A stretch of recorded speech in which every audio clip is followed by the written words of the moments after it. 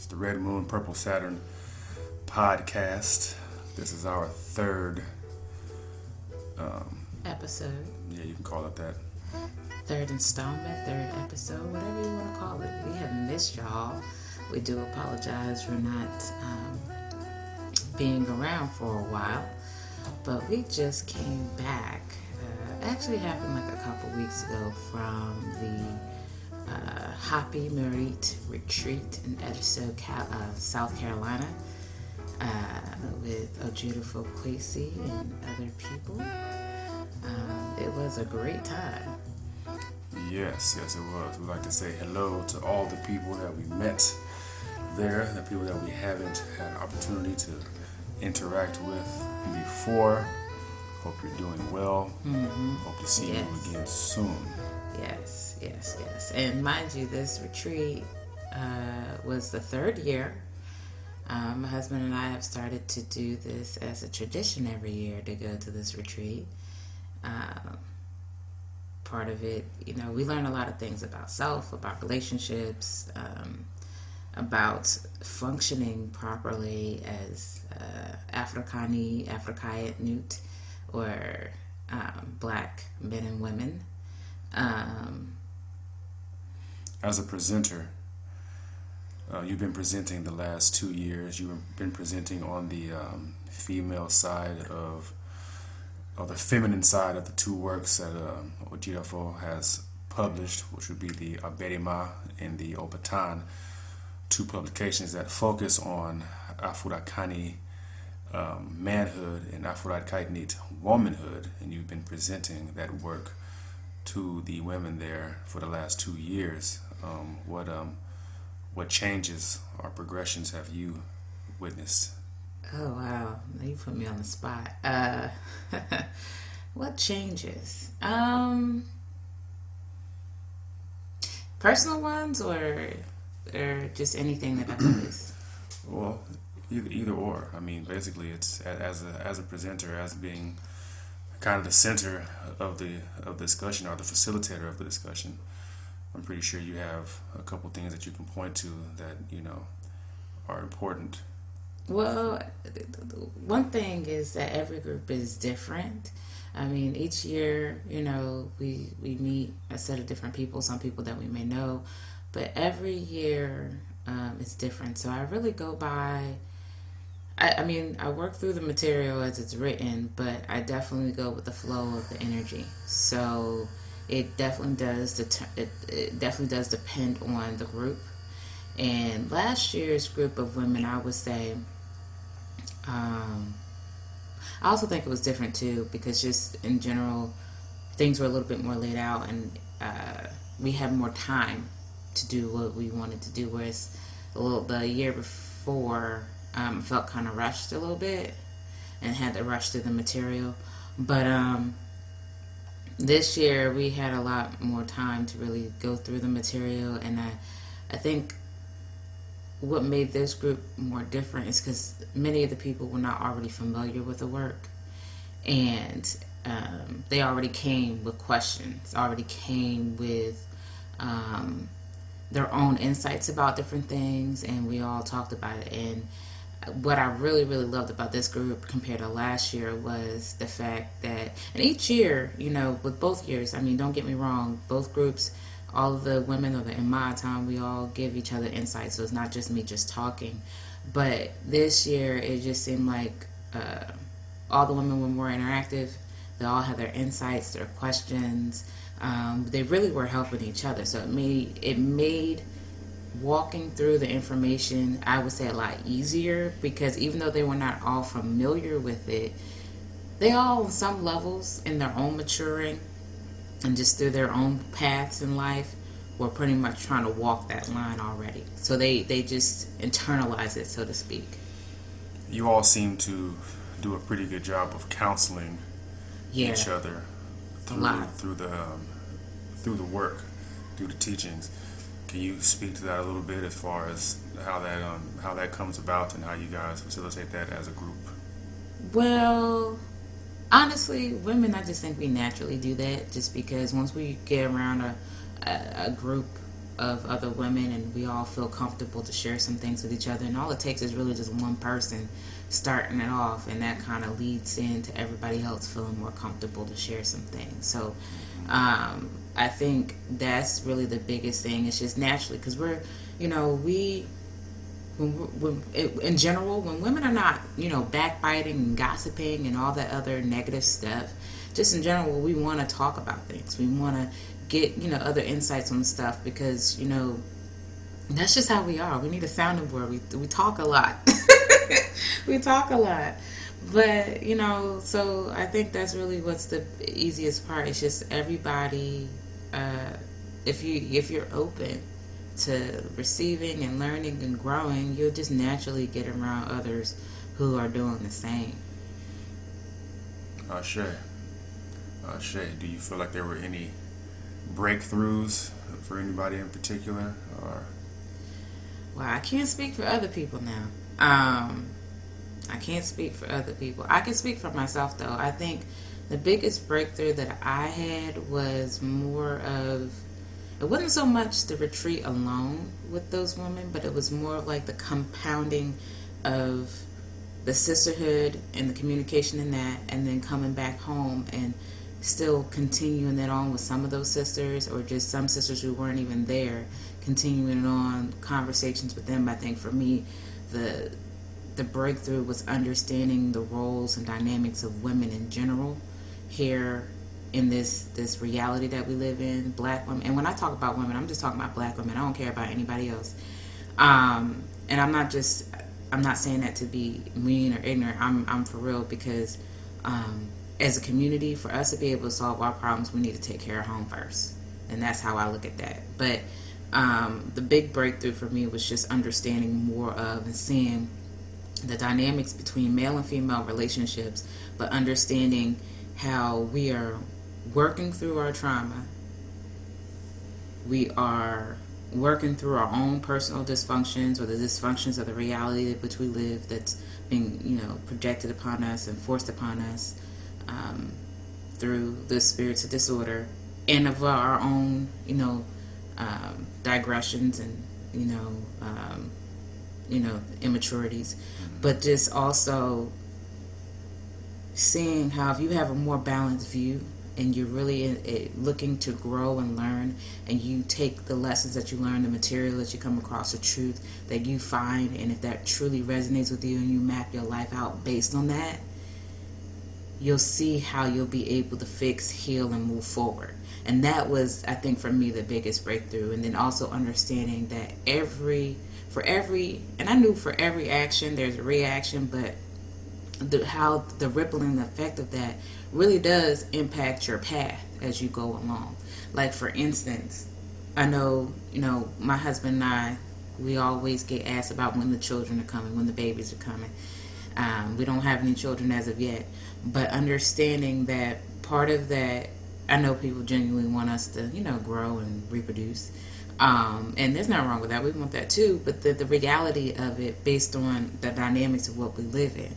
Like, he and I live in a city, an area with just he and I. We don't have family here or any of our close friends that we would trust. Not many of them live here to be able to support us. And then they also have their own lives and their own things that they're going through.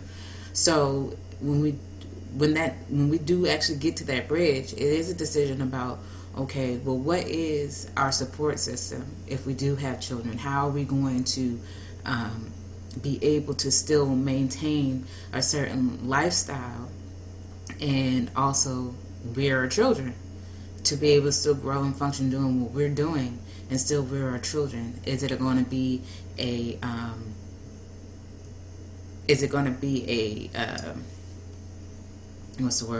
sacrifice to do that? Would it be a burden on us financially? Those kind of things. Or does it have nothing to do with any of that? What is our divine function? Do we have to, is it more important for us to focus on that rather than, making it so that children come through? Those different things. So all that helped, really for me, put it together to be more mindful of that, because we truly are behind enemy lines. And I know things happen. I understand that, children come, not everybody can plan their have true control of planning their life out as much as they think they do.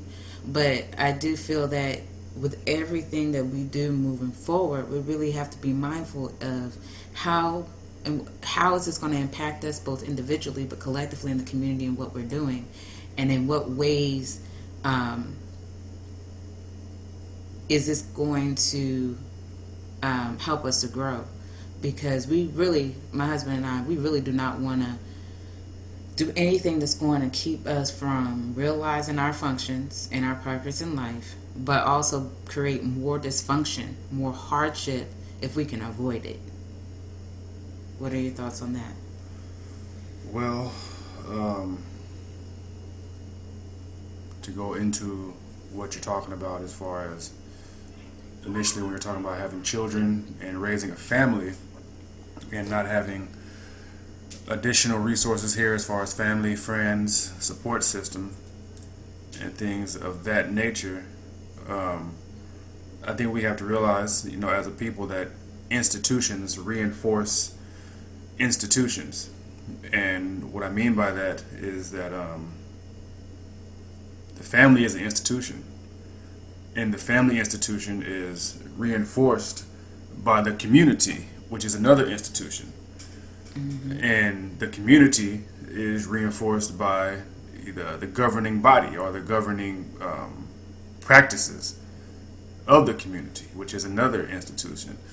So I think what we're missing, not just in our own relationship, but as a group worldwide, is we're missing the reinforcement of institutions. We're missing foundational institutions. If we're going to be trying to start families, if we're going to be trying to start businesses, if we're going to be trying to start families, first of all, we got to have a balanced community, a fully functioning community to raise those families in.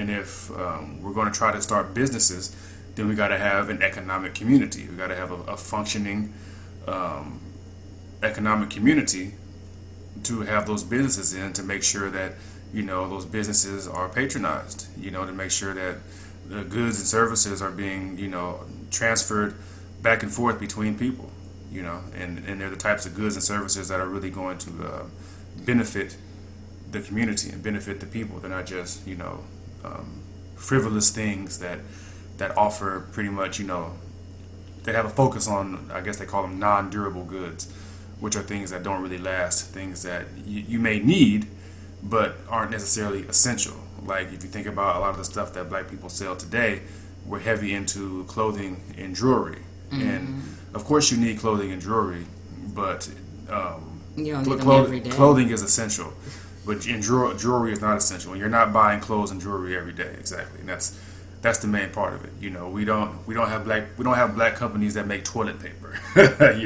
We don't have black companies that filter water. We have water filtration systems that black people try to sell. When you go to these black events, you have somebody at a booth who's trying to sell you a $3,000 piece of equipment that's going to filter your water, but we don't have a water filtration institution that draws water from a specific place and purifies it and distributes it to homes. We don't have that, and these are the kinds of things that we need to start conceptualizing, so that we can have these types of things, so that we're not, thinking that when we start a business, I'm just gonna make some shirts and sell some jewelry and, no, that's not enough, and it's not essential. But to go back to what I was talking about, essentially, is that whatever we establish, it has to be established to be not only something that's going to bring power for the people who are operating it, but something that's going to bring power for the periphery, for the people around it, for the people who are going to support it, for the community, pretty much. And if we're going to start families, the family unit is it's a past, and it's a present, and it's a future institution.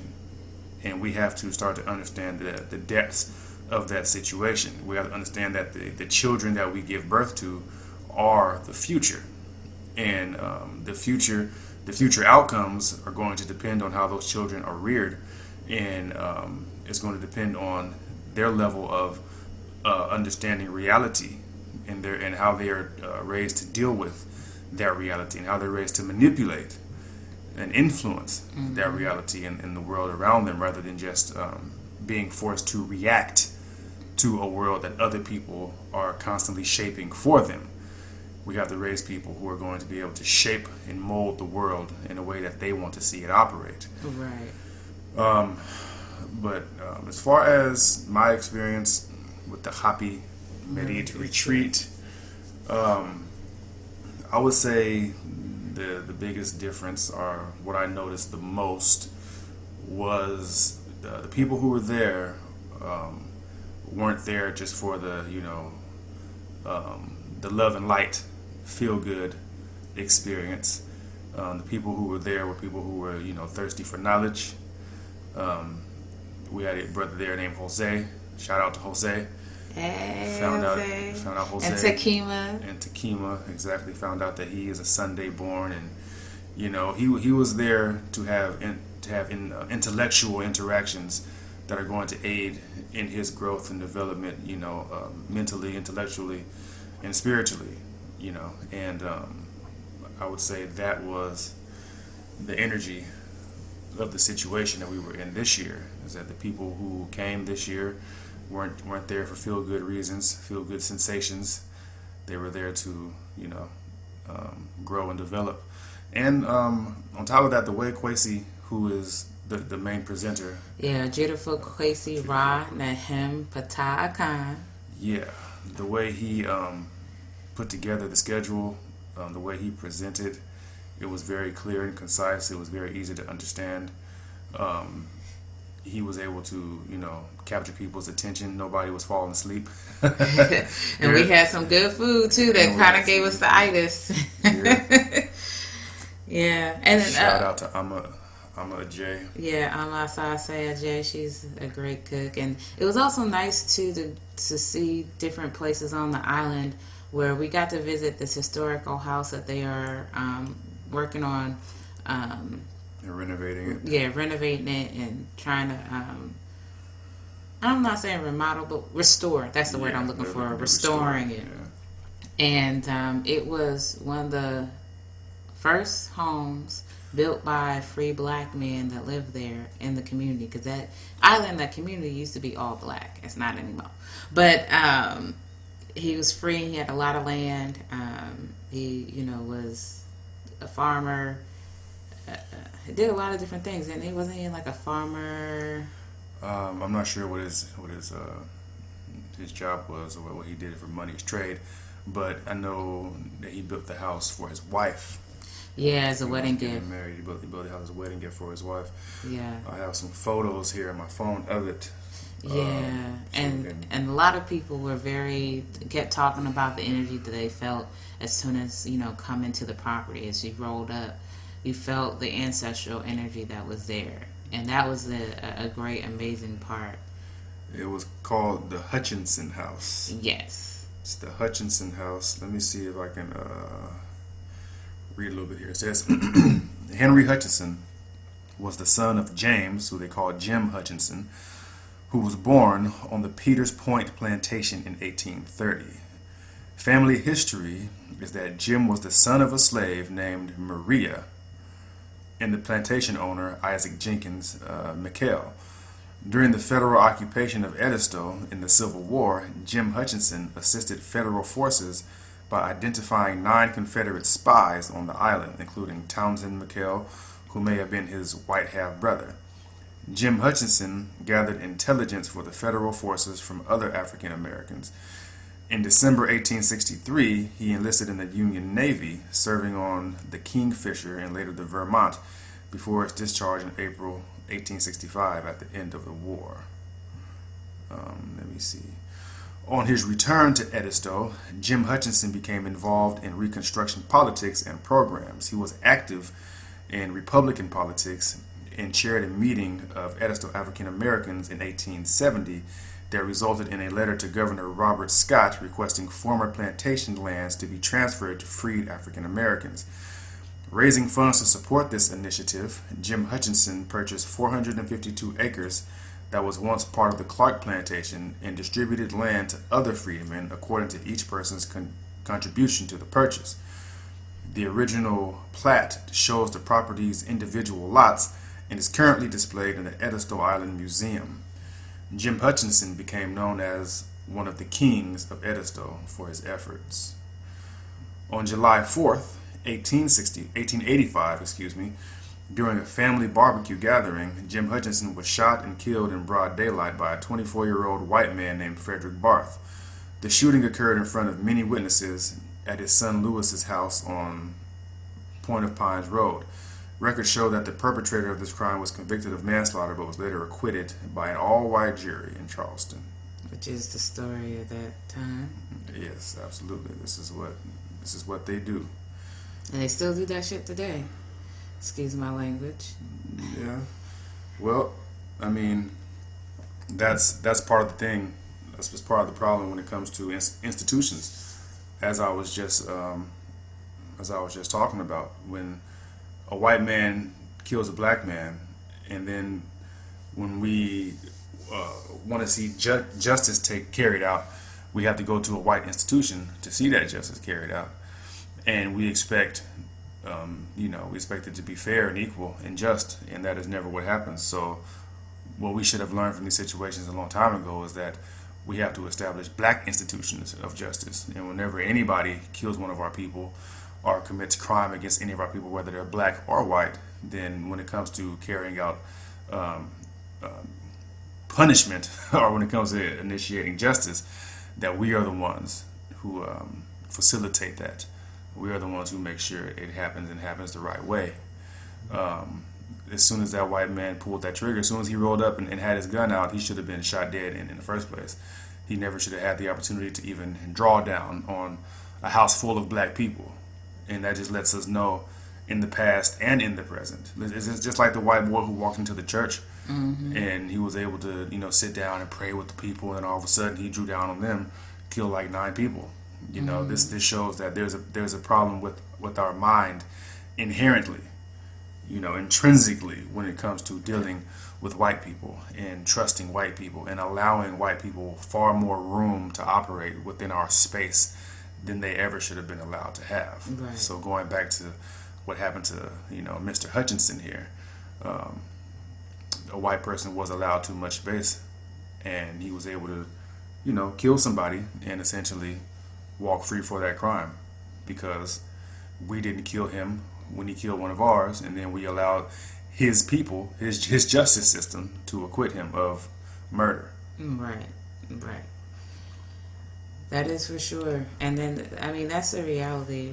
We have to stop trying to assuage or come softly at correcting issues of white supremacy and start confronting it head on, And the challenge is, I know that many of us have families, many of us have things that we're working on, and we are always trying to weigh the balance of, well, I'm still trying to do this right now, or I got these people, or just the reality of, I just don't want to die right now.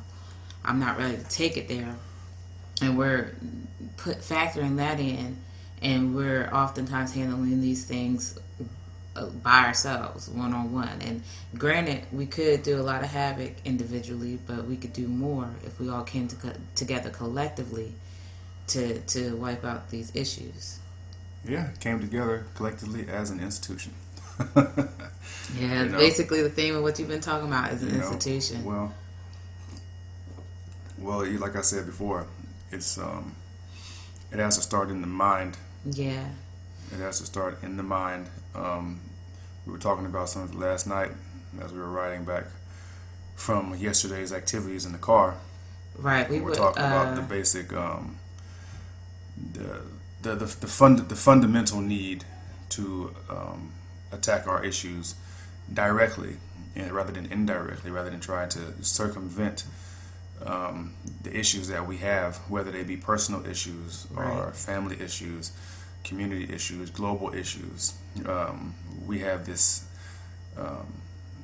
habit of thinking that we can, kind of knock down the pins or, trim the hedges, around the plant when the plant needs to be totally uprooted. Right. And it's a lot of it because of what you were referring to as far as people being afraid or not ready to take those steps. But it's more so fear. It's fear, and it is, you know, the overarching issue of the individualism that we've been conditioned to, you know, try to navigate life with. When other groups of people are not individual, you know, they operate as families, they operate as communities, they operate as a race of people. That's why every town you go to, there's a Chinatown, there's a little India, there's a little Havana, there's a little Mexico, because these people, they understand their individual lives are given weight, are reinforced by how they operate as a group. So when black people start to understand this, and when we start to have our own areas, our own black neighborhoods that are not ghettos, that's another issue. Mm-hmm. When you do find a consolidation, an aggregation of black people, it's usually, you know, it's usually in poverty, it's usually in the ghetto.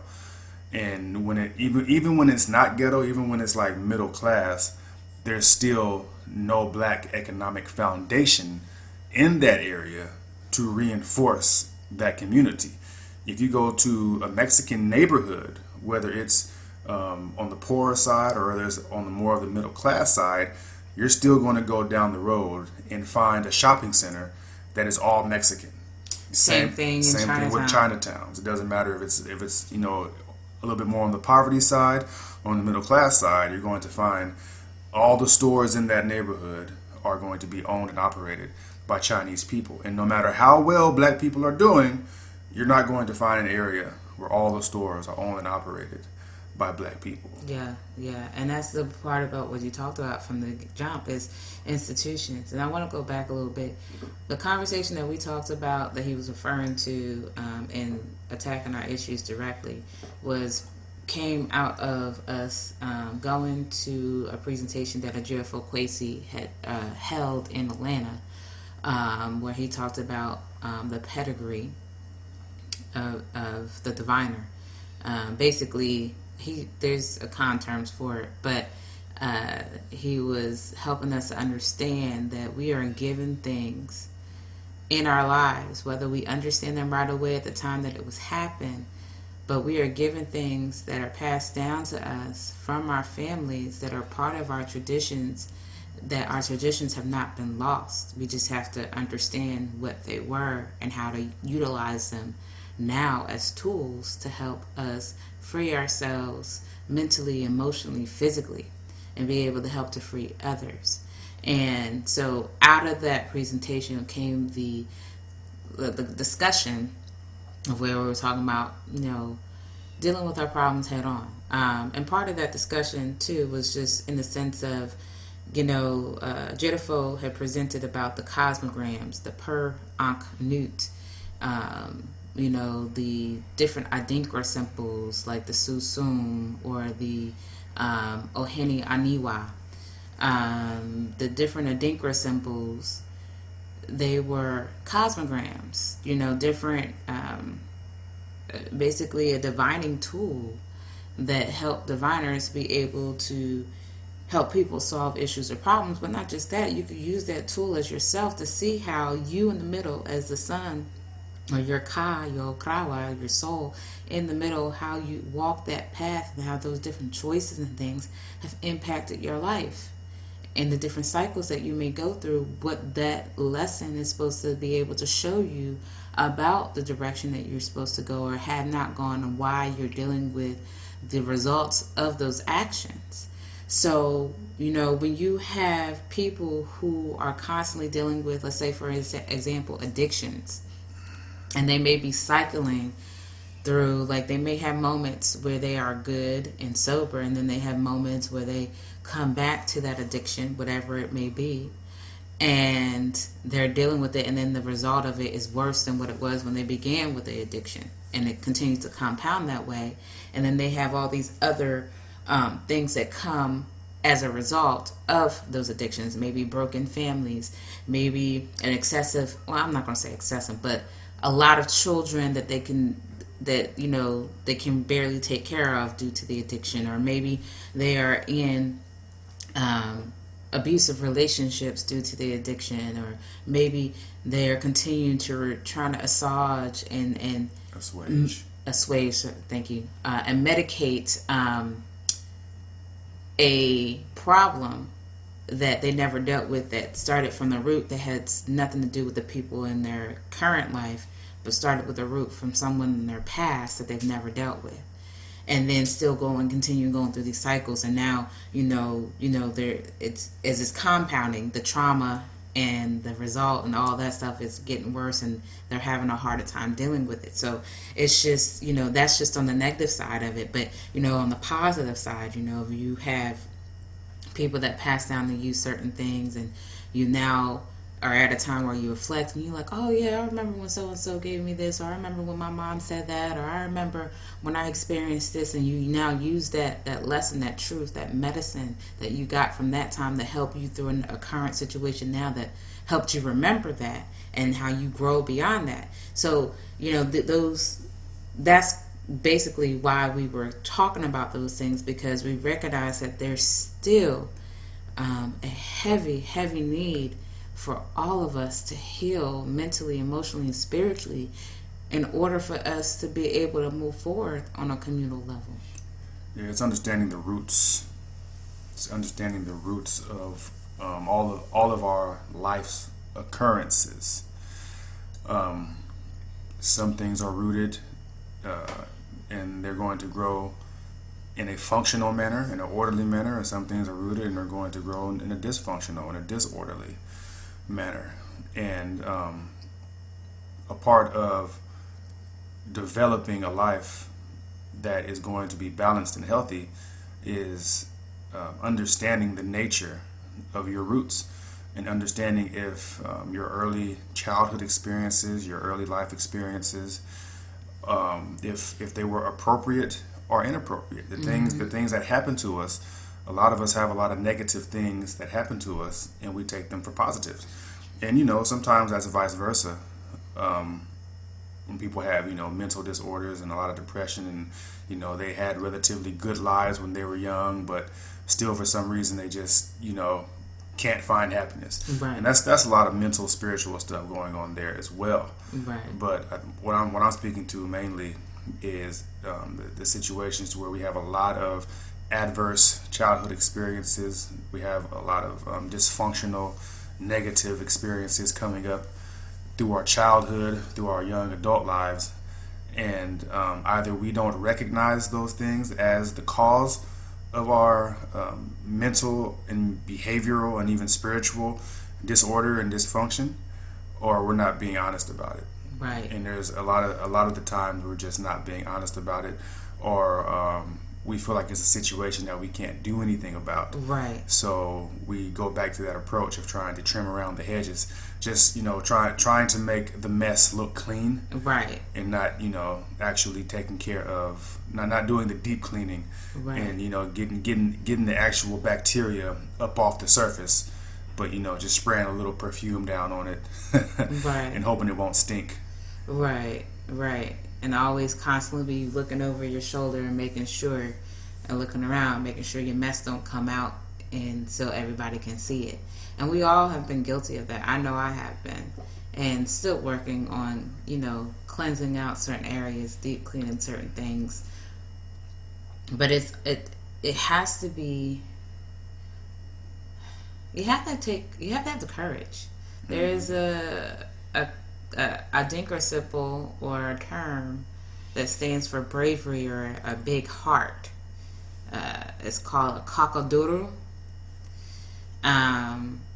And it basically, you have to take heart. You have to have a big heart and just peel that scab off. It's gonna hurt, but peel it off, and see what's underneath it. Or face that, face those monsters in in your closet, and see what's there. And, as time goes on, as you've done the cleaning, it will hurt less. Yeah, the heart is the center of the will. Mm-hmm. And willpower essentially is the direction of our energies, the things that we choose and ultimately decide to do with our energy, with our power, with our mind, with our bodies, with our motives. This is what the will actually is. And I think a major part of being an adult, or at least growing towards adulthood, is the allocation, the proper allocation of our energies, the proper allocation of our time. And I think in this day and age, in the information age, in the computer age, the technology age, because things come so quickly and they're so consuming and addicting, that oftentimes we have a very inappropriate allocation of our time and our energy. You know, there's a lot of things that we need to be ingesting as far as information, as far as culture, and a lot of things that we need to be doing. But a lot of people, you know, I'm guilty of it too. I get on Instagram, I get on Facebook, and I get lost in a scroll. I can be scrolling nonsense for 10, 15, 20 minutes when there's things that I'm studying and I should be reading, when there's things that need to be done around the house and I could be doing that, when there's all types of things. It also comes back to an economic principle known as opportunity cost. And the time that you spend doing one thing ultimately is time taken away from doing another. And it's the opportunity, the things that you forfeit by misappropriating your time and applying your time to the wrong thing and applying your energy to the wrong thing. How much more could you gain by applying that time in an appropriate manner, rather than, you know, kind of vegging out and, you know, not applying your intellect and applying your energy the way it needs to be applied. So these are things that as I learn more and more about being an adult, because even at 37, you know, I still have to learn a lot more about being an adult, because honestly, I didn't have a lot of adults in my childhood. You know, I had older people in my childhood, but I can't say that they were adults, because they weren't mature and they weren't functional and they didn't teach me the things that I needed to be taught to become an adult. So as I did grow into adulthood, there was a lot of self-teaching, and a lot of that self-teaching wasn't very effective until I came into Nanasom, until I started understanding cosmology, which is the order of creation, which is the dispensation of phases of power and forces in nature, and how you can see those forces, and how you recognize the same patterns that operate within the universe are the same patterns that operate within this planetary body that we live on, and within our own bodies that we operate through every day. And when you grow to understand your connection to and the interdependency of the relationship between the forces in nature and yourself, and when you come to understand how we actualize, or how we realize these connections through our culture, then it becomes a lot easier to balance yourself. You know, it becomes a lot easier to navigate this world from a from, I guess, a realistic, basically, yeah, when it comes down to it, it's a realistic and a relevant perspective. It's a scope that is a view that is reinforced by actual reality, and not the reality that we are conditioned to see, that we're socialized to see by these Achiwadefo. Achiwadefo are white people. They are spirits of disorder. But not only, I'm starting to see Achiwadefo as more than just the white people that manifest as Achiwadefo, as disorder. This disorder in itself, I see it as a force that needs to be eradicated, and the eradicating of disorder will, you know, lead to the eradication of the purveyors of disorder. You know, white people, they are a manifestation of disorder. I think there's a lot of diseases and bacterias and different types of life forms that came into existence simply by virtue of disorder being in existence. And a lot of this stuff is going to go away when we get rid of the disorder. And that is it's a spiritual battle, but at the same time, we can't be Christianized to thinking that all we have to do is go into our closet and pray. And these situations, these conditions are going to go away, because that's not reality. There's going to have to be a killing of white people. There's going to have to be a massacre of white people, picking up the gun, picking up the sword, the knife, the staff, the nunchakus, the bat, the tire iron, the crowbar, whatever you have at your disposal, and hot grits, and whatever you have at your disposal, and literally beating the life force out of white people. And that's something that we're going to have to be realistic about. And even if it doesn't happen in this generation, whether my wife and I have children of our own, or whatever the case may be, it's something that's going to have to be instilled into the children. We're going to have to raise soldiers. We're going to have to bring up the next generation that are going to be willing and able to do everything that needs to be done to bring balance back to this planet.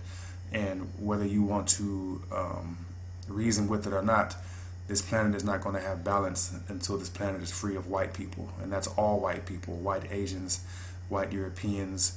It doesn't matter. It doesn't matter what continent or what region of the world they come from. White people are white people. I don't care if you call them Chinese. I don't care if you call them Arab. If they are not an obviously Afro-Kaitnik person, if you can't look them in their face and say, yes, that's a black person like me, well then you might as well put them on the other side of the fence with the spirits of disorder. And there's other, it's not always that finite, because you have blood mixing and you have that whole deal. But those situations calls for divination, and those situations calls for the obvious allegiances that are made by these people. So it's not always difficult to tell, but anytime you have to question it, to put them on the other side, because we don't have time to be trying to differentiate good from good mulattoes from bad mulattoes, and loyal mulattoes from unloyal mulattoes. We don't have time for that. So yeah, and well, he said all to say on that part. And I'm not trying to wash that under the rug, but don't think that it's all doom and gloom either. That you either gotta fight white people and that's it. I mean, well, that's facing it head on. That is facing it head on. If it makes a person feel like it's doom and gloom, well, then it's a situation to where you have to do what you have to do to take it out of doom and gloom. And that just goes back to trimming around the hedges and dancing around the mulberry bush. If it feels like doom and gloom, that's just too fucking bad. What are we going to do about it? Well, I was going to come to another part of it, my dear, in the sense of, you got to do what you have to do to have your peace, to have your joy. So if you want to be happy, you got to do what you got to do to get that point. Yeah. That is correct. That's all I was going to say. Well, I'd like to read a portion of this is a publication called the Hapi-Merit, the ancestorhood of Nana Yao. Nana Yao is Dr. Bobby E. Wright. I'm pretty sure a lot of you are familiar with Dr. Bobby Wright. Let me see, what page is this so I can come back to it. This is page 36. Okay, so the Hapi-Merit, as I said, is a publication written by Kwesi Khan, and trying to find. Okay, so I'm gonna give you a little bit of an introduction about what this is about before I go into the portion that I want to read, so people understand. So the Hapi-Merit, the introduction says, Adinkra is the name of a set of symbols in Akan culture which reflect the true story, which is true history, true story, values and aspirations of the people. The symbols are stamped on cloth, carved in architecture and sculpture, painted in homes, shrines, and displayed in a variety of other ways. Many Adinkra symbols also have Mbe, proverbs, associated with them, which provide greater insight into the subject matter that the Adinkra symbols address. There are hundreds of Adinkra symbols addressing every aspect of Akan culture. In this work, we employ 7 Adinkra symbols and the teachings connected to them. They were chosen as 7 representatives of the principles of what in Akan culture is called Obrabo, which is Obrabo is a term often translated as ethical existence and generativity. It describes a mode of existence wherein one endeavors to create and live a good life. For Akan people, to create and live a good life is to execute our divine function in the world as given to us by the Supreme Being. The benefits of such endeavor are received by all in Akan civilization. The 7 Adinkra symbols are also related conceptually to the 7 Obosom, deities, governing the 7 days of the week and their influences on our character. Additionally, the 7 Adinkra symbols honor the 7 Akan Musuya matrilineal families, clans, each of which is headed by a great ancestress. Every Akan male and female is directly descended of one of these 7 great ancestresses. This establishes our identity as Akan and qualifies each of us as a member of one of the 7 Musuya, or matrilineal families, clans. The principles represented by the 7 Adinkra symbols will be compared to the ideas and formulations of Nana Yao, Dr. Bobby E. Wright. The references for these ideas and formulations are his collection of essays published in the book, The Psychopathic Racial Personality, and other essays.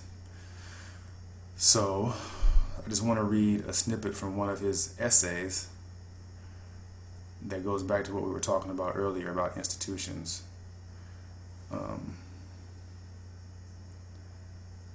So, it says excerpts. This is excerpts from A Psychological Theory of Educating the Black Child by Dr. Bobby E. Wright.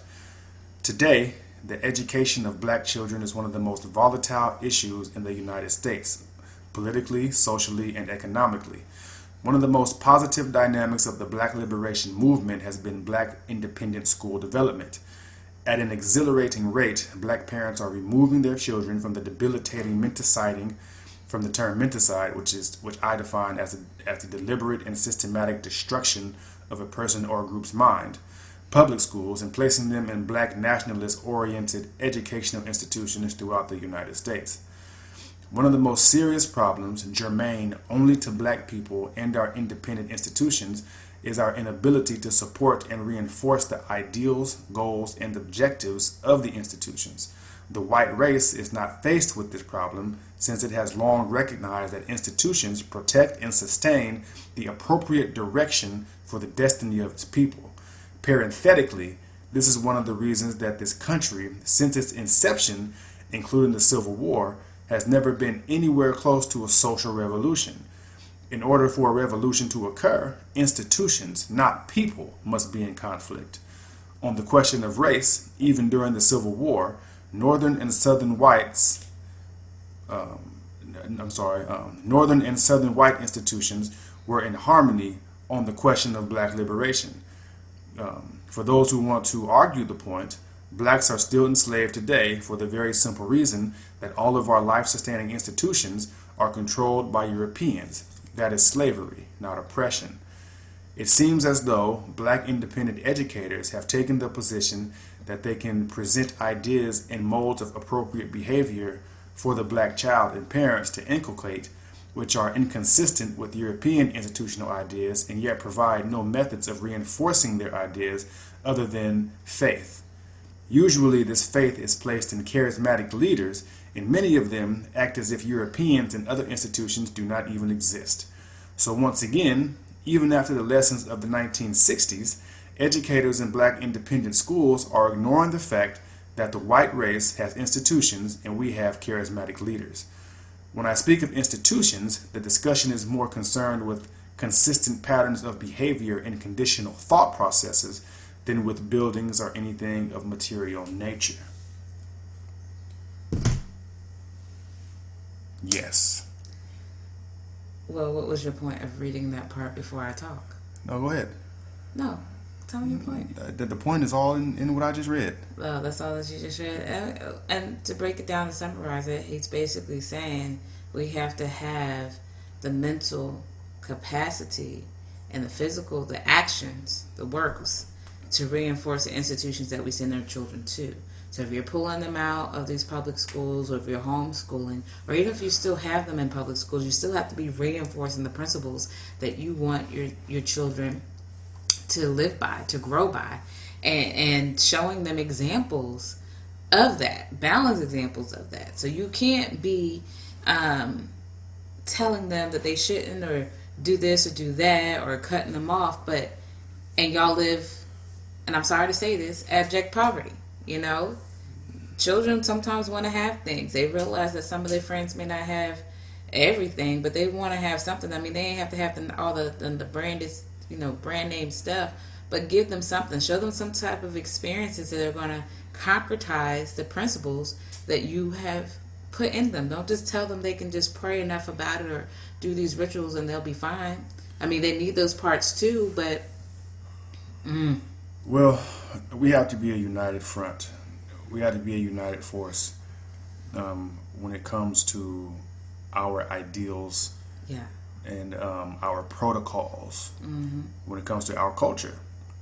I think a major problem that we have as black people is that we don't have the same stance when it comes to a lot of things that are essential and fundamental. As Dr. Bobby Wright expressed, even during the Civil War, Northern whites and Southern whites were united fundamentally against the liberation of black people. It doesn't matter if you were for or against slavery, supposed.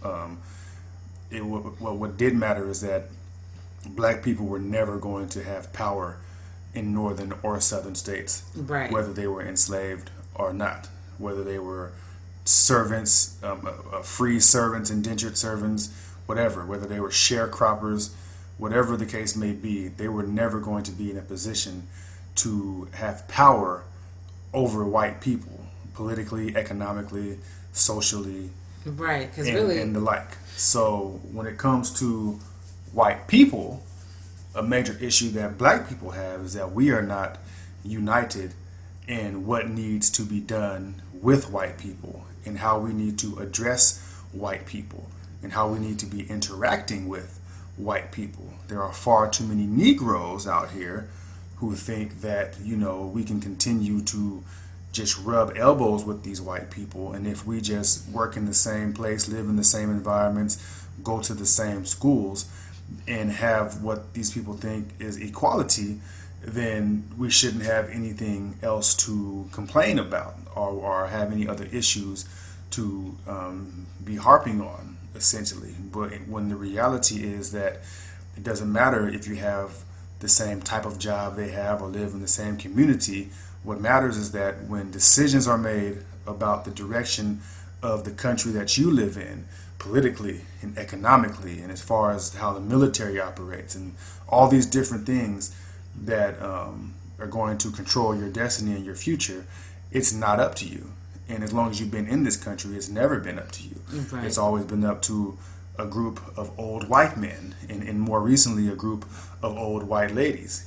And sometimes they'll sprinkle in a few Negroes in there to give people what I hate to use this term because Umar Johnson uses it, but it's the illusion of inclusion. Yeah. And that's exactly what it is, to make black people have that psychological type of satisfaction of seeing themselves, because black folks have this crazy thing to where we live vicariously through other successful black people. We see ourselves in position of power, and we feel that power right along with them, even though it ain't got a goddamn thing to do with you. We see black people on TV, and I feel so good about this black person on TV. I might as well be on TV too. Nah, nigga, you are not on TV, and being on TV should not even be a part of your ambition. Getting white folks removing them from having control over the media should be your ambition, and not simply being on their goddamn media network. Okay, so there's a few points I have that you said in all of that. So number one, I want to say, to piggyback off of what you were saying about Dr. Bobby Wright's stance on saying that the white North and the white South, they just agreed on the position of black people, because they did. The only reason why they fought was really about how that was supposed to be implemented and in what ways. That's what they didn't disagree. That's what they disagreed on, is how it was supposed to be implemented. But they all agreed that black people should not have any power. But you saw it even with Reconstruction. They set up these different things, gave some black people places and power to kind of, make black, as a community, make them feel better and have them, leave the situation alone. And you saw, even when we try to get them to reinforce what they put down on paper, what they said that their agreement was to make us happy, they never come through. And part of that is out of the reality of the fact that you can't make your enemy respect you. You can't make your enemy enforce things that they said in the deal just to make you happy, okay? You can't give them that power, that room. If you want something, you take it and you protect it after you have gotten it. That's where that respect comes from. And I'm not saying that on an individual level. I mean, when it comes to our relationships with our brother and our sister, husbands and wives, sisters, all that kind of stuff, families, that's not how we treat each other. But I'm just saying that from a tactical standpoint with your enemy, that's how that comes. And even if your enemy does not respect you, they will at least respect what you did and understand that part of the battle and try to find what you can do to them. Yes, what you can do to them. And either try to figure out how they can overcome or at least get something from the deal. Okay, so that's one thing that we have to understand, is we have to solidify the fact that the force of disorder with white people has to be taken care of in a very blunt, direct way.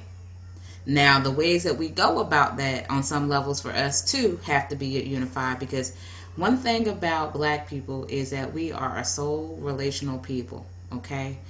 That is one reason why we live vicariously through others, because based on some of our villages and our tribes, the leader, we saw them as a representation of the people. Our leaders were the representation of the people's needs. We, however they dictated that was also supposed to be reflected in the communities. Okay, so if the king was gonna eat, we all was gonna eat. If the king didn't eat, we wasn't gonna eat. If the queen didn't eat, we weren't gonna eat. That was how that was supposed to flow, and their voices and what they did were also representations of us to our Nananom and Samanfo, and to the Habosam, to the divinities and our ancestral spirits. Okay, we were one and the same. We understood that connection, but we don't have that kind of connection with white people, and we can't continue to live off of that kind of connection when we're not seeing the fruits of that so-called status. Okay, so we cannot allow ourselves to be fooled into thinking that just because they gave somebody a position or allow them to rub elbows with them, that everything's all right. No, it is not all right, because we still have the same conditions that we've been complaining about for years. What was the other thing I wanted to talk about? I think I hit every point that you had talked about. Yeah, well, Dr. Amos talks about it all the time. It's putting a black face on white power. Exactly. And that's essentially what it is. We go to these institutions, these educational institutions, whether they are historically black or not. They are institutions that were still established by white people with white money.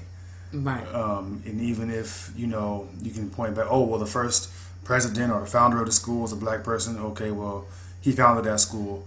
It was financed and bankrolled by some white person. Right. And the curriculum was created and given to them by white people. You know, it's not an African-centered curriculum. You're going to go to a historically black college and learn the same shit that you would have learned at a white college, just with a whole bunch of black people around you. And the same situation goes. You can go into a black college as a young black male or female, and you're going to come out as a Greek person, talking about I'm beta Psi Phi, whatever the case may be. I've never understood that reasoning, but whatever. It is what it is. Yeah, I was never for fraternities either. But I mean, whatever. It's foolishness. But what it comes down to is that we have far too many institutions that we matriculate into, that we flow into, that don't do anything for us but reinforce white power over our lives, because what is inputted into the consciousness, what's inputted into the brain, is white socialization, right, and white socializing methods, regardless of how black the environment may be. So we have to stop falling for that trap. Every time. And it doesn't matter if you go to a black college or a white college, you're still going to come out in debt. Exactly. And you're still going to be paying those debts for the remainder of your life. And the way it goes now, the way the economy is now, you know, you spend 4 years and go on to 40 years of debt and still don't have a job when you come out that motherfucker. So, yeah, you know, it's just, or not even working your field. It's just, you know, the psychological satisfaction of having a degree, even if that degree is meaningless. You know, it has to come to an end. We have to rearrange our values, and all the value that we have for degrees needs to be placed in, you know, removing white power from our lives. They're the ones who said we had to have degrees in the first place. You know, if you want to work here, it was when we had all the skills in the world, because we were the ones who were doing all the work in the world. And then, you know, slavery ended, and that work could no longer be taken for free. Then they had to find another way to, you know, keep us out the door. And that way to keep us out the door was, okay, now you got to have an education. So now we have education. Unions, education. We have education, and we have no skills. Yeah. It's crazy. You can be educated out of having skills. Right, being an educated ignoramus. We are in a society where we are functional ignoramuses. You know, people are highly educated to do whatever somebody else tells them to do. That is it. What kind of life is that? I got a ride home in an Uber from a brother who went to Hampton University, and I'm like, yo, I mean, yeah, you went to Hampton, but nigga, you driving an Uber. You know, I don't want to shoot down or, you know, come down on anybody who has to drive Uber. What I'm saying is simply this: our education has to put us in a position to have power. If we have an education that leads to us 20 years after graduating, leads to us being a taxi driver for a company that's owned and operated by like 11 white people, then that education was worthless. And that's what I'm saying by talking about that situation. I'm not saying that, oh, you drive Uber, you ain't shit, because I was riding in the Uber. So if the driver ain't shit, then the passenger for sure ain't shit. That's not what I'm saying. What I'm saying is that if we're going to spend so much time and resources and finances on education, then that the education has to prepare us to take over. To be self-sufficient. It has to prepare us to take over, has to prepare us to take over and create and sustain what we've created. You know, it has to be an education that's revolutionary. Right. It's one thing, and I get it, like certain degrees, like becoming a doctor or a lawyer, educator, things like that. You know, if you're working in white world, you can't actively do those things without those degrees. I'm not, and those licenses. I'm not saying that you shouldn't get those, but just like he was saying, it should make you to where you can be the one that's making decisions at the end of the game. You're the one starting your own practice or having your own school, a law firm, or whatever the case may be. And serving the black community primarily. Yes, and properly. Don't be just trying to use that as a way, as a hustle to get over on your own people. And the same thing, you can't always look to these people for services and you don't have, you know, the minimum required to be able to get their services. But I just think we need to be a little bit more open to really helping each other get up and helping one another to overcome this, because we need each other. Every person is essential. So that's the big thing. Enjoyed talking to you all. Yes, we did. Thank y'all for joining us. Don't forget to like and subscribe. And also, you can find us on Facebook and Instagram. We are Red Moon Purple Saturn Podcast. And once again, your base, your be y'all. Until we meet again, y'all.